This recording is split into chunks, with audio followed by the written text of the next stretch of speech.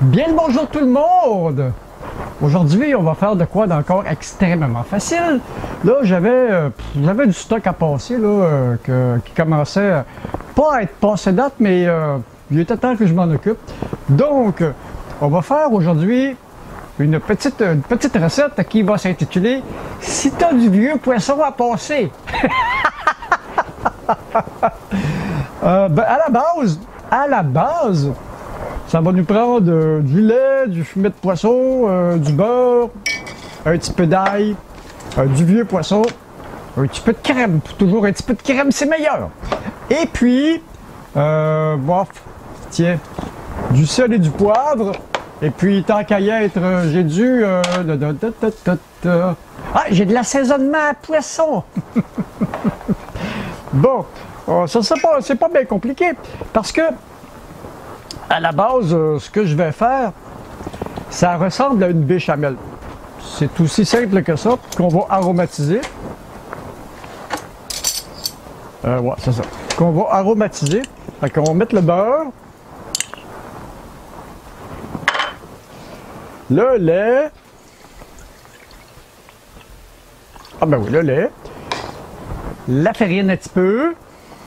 Là, je donne pas de quantité parce que vous vérifierez ce que c'est qu'une béchamel. Un petit peu de farine. Voilà. Parce que si on y va, c'est un petit peu le principe d'une chaudrée, si vous voulez. Là. Comme j'ai pas de... Voilà. Mais comme j'ai pas de... Comment est-ce qu'ils appellent ça, donc? Ah, mettre des légumes tant qu'à être. Ben oui. Les légumes, ça a toujours sa place. C'est toujours décongelé. Là, c'est une macédoine il y a du... c'est une macédoine dans laquelle il y a du maïs, des carottes, des petits pois, des haricots, et puis, si je ne m'abuse, ouais, c'est ça. C'est juste ça. Fait que ça, la béchamel, on va brasser... Ah, là, je suis mieux avec... Je suis mieux avec un petit fouet. Un petit fouet. Voilà. Voilà. Fait que comme ça, on part tout ça à froid. Il n'y aura pas trop de grumeaux dans la béchamel. OK, voilà. Maintenant, on va préparer le poisson. Le poisson, on va envoyer ça en toute fin quand tout ça va être prêt. Ouh. Alors, normalement, sur une chaudrée, on a aussi habituellement des palourdes et des choses comme ça, mais comme j'ai pas ces choses-là sous la main, je n'ai que du poisson blanc.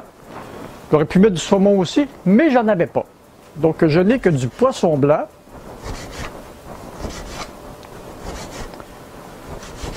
Et quelques crevettes qui commençaient à sécher tranquillement. Parce que au congélo, on a beau avoir des emballages qu'on essaye de faire le plus étanche possible, mais voilà. Ah, ça regarde déjà bien là. Je sais pas si on peut le voir, là, la belle sauce blanche. Voilà. On va ajouter le fumet de poisson. Ah! Ça va nous faire une belle soupe, ça. Ah, puis tiens, tant qu'à faire, on va aussi ajouter les légumes. En passant, les légumes congelés n'ont pas vraiment besoin de cuisson parce qu'ils sont déjà... Ah, que c'est beau comme consistance. C'est déjà bon. Ah, c'est déjà excellent. C'est simple. Mettre un petit peu d'épices. Ça, il faut faire attention avec ces mélanges-là parce que souvent, ils contiennent beaucoup de sel aussi. Faites quelques épices à poisson. Hey, ça sent bon, ça. OK. Et le poisson, ben, je mets ça vraiment en tout dernier parce que j'aime ça quand mon poisson reste floconneux et que mes crevettes sont pas trop rapetissées par la surcuisson. Oh! Ah, ça sent bon, ça. Je me souviens, j'avais l'habitude, quand j'avais mon appartement, j'avais l'habitude de... Tout le poisson que je mangeais, je l'achetais complet, avec la tête, avec le corps, la tête, tout, puis je le filetais moi-même. Et puis je gardais je gardais le... Ah, c'est bon ça.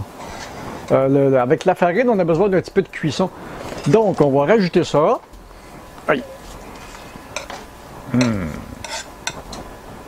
Et puis, je gardais tous mes crevettes que je décortiquais, je gardais tout. Et puis, une fois de temps en temps, quand j'en avais assez... Aïe, aïe, aïe, aïe, aïe, aïe. Avec un petit peu de crème. Aïe. Pour adoucir le tout, à peu près 2 cuillères à soupe dans le genre. Ah!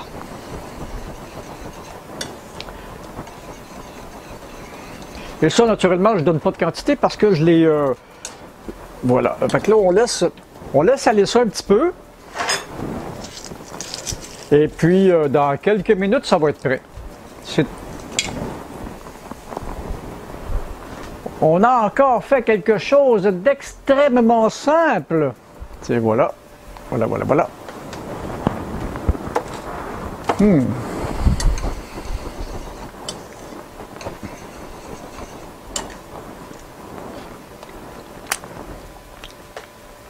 Ah que c'est bon.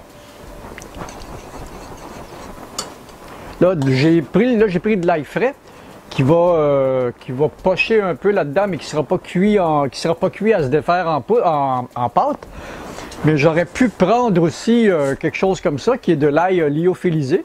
C'est de l'ail défait en flocons et déshydraté.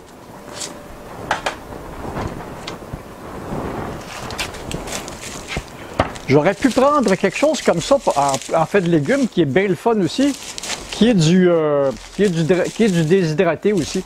J'ai fait des tests, et puis quand ça prend à peu près, en cuisson sur des soupes, sur à peu près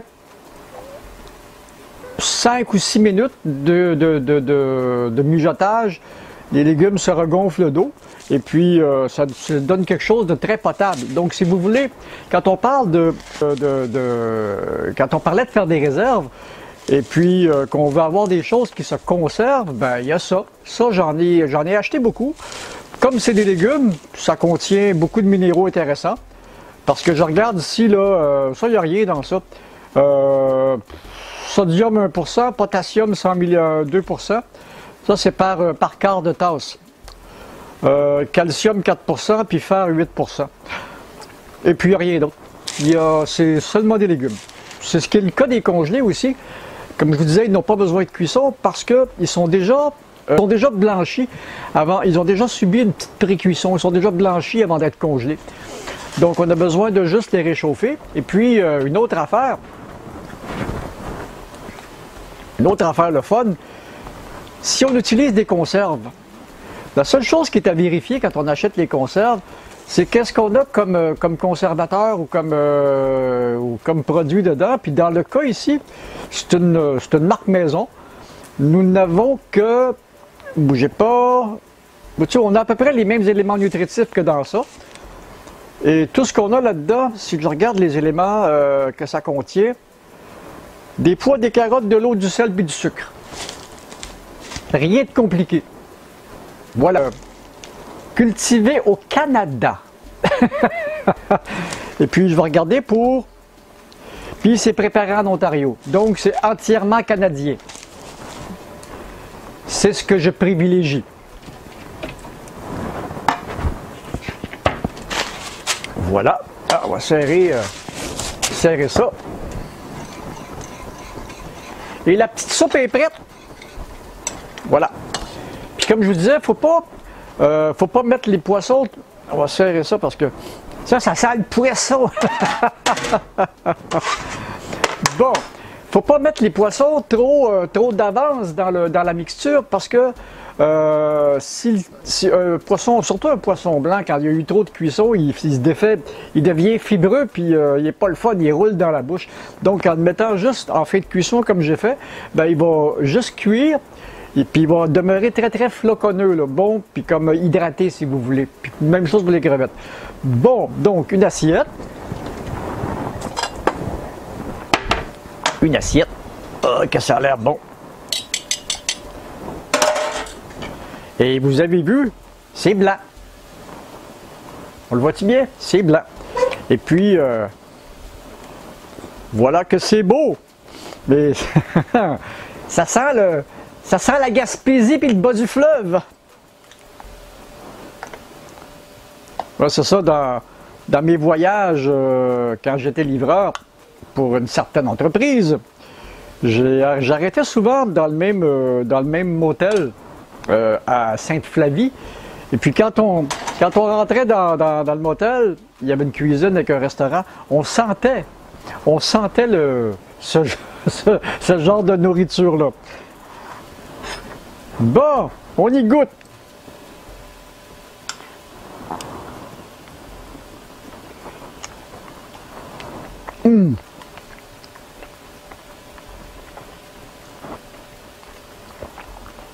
C'est impeccable.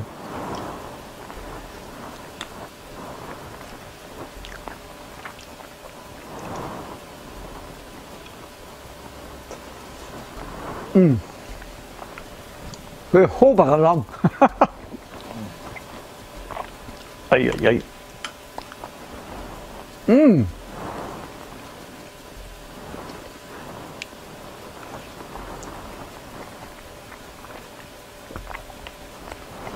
Ouais, ça avec une petite tranche de pain beurré.